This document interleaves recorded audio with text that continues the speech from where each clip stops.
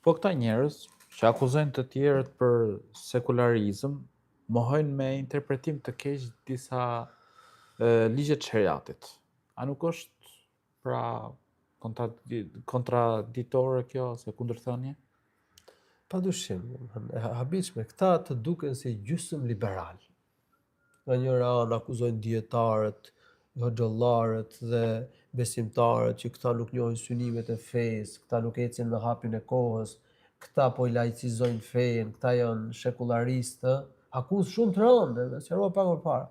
Nga ana tjetër, keq shpjegojnë citatët e Kuranit dhe Sunetit, madje nuk pranojnë një pjesë të haditheve, dhe disa ligje të fesë nuk i pranojnë.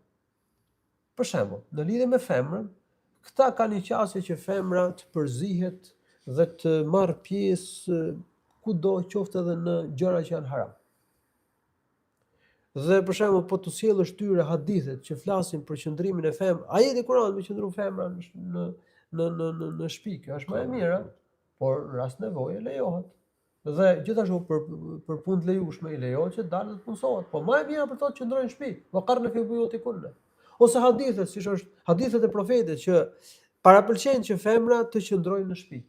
Dhe theksojnë që vendi ku femra është më afër fytyrës së Zotit të saj është jo vetëm në shtëpi, por në vendin në shtëpi ku është më e humbuluar. Aqrabu ma takunu al-mar'atu min wajhi rabbiha wa hiya fi qa'ri baytiha. Hadithi saktë në Sahih Ibn Khuzejmes, po ka edhe disa hadithe të tjera me këtë kuptim. Po do përmendesh këto hadithe, këta o janë dobta, ato janë sakta, po nuk kanë fare njohuri mbi shkencën e hadithit.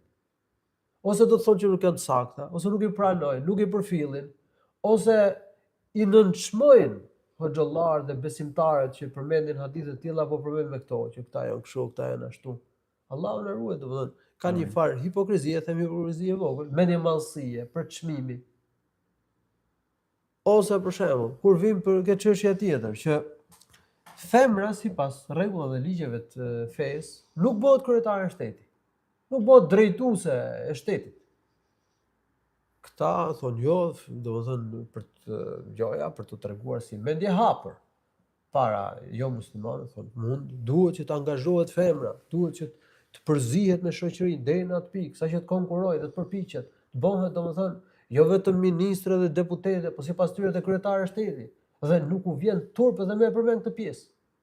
Ndërkohë që kjo në kundërshtim të qartë me hadithin Sahih al-Bukharit, la yuflihu qaumun wallau amrahum imra'a. Nuk shpëton një popull të cilët zgjedhin si të parë, që caktojnë për të parë si udhëheqëse një grua. Nuk shpëton ky popull. Pas kanë sukses këta njerëz. Se femra ka natyrën e saj, ka drejtat e saj. Ajo është nënë, ajo gjysma e shoqërisë. Ajo ka pozitë shumë të lartë.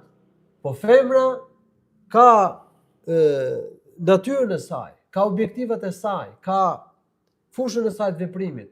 Ndërsa drejtimi, udhëheqja përket burrit, sipas rregullave të Islamit. Nuk është vetëm këtu të përmendën citate të tjera. Po ja ky hadith. Po çfarë thonë këtë hadith ta? Këta refuzojnë këtë hadith.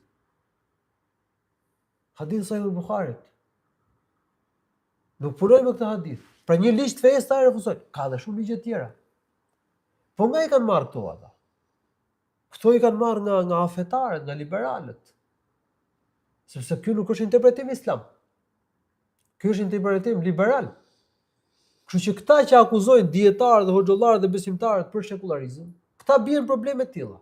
Megjithëse ne nuk i quajmë qafira. Po kjo është devijim, kjo është bidat. Pra, smundjen që kanë vetë, u hedhin të tjerëve. Allahu na ruaj, na ruaj. Prandaj unë them për këta që këta janë gjysmë liberal. Një pjesë rregullave dhe ligjeve të fesë këta përpiqen t'i shpëtojnë apo t'i shmangen me interpretime të këqija.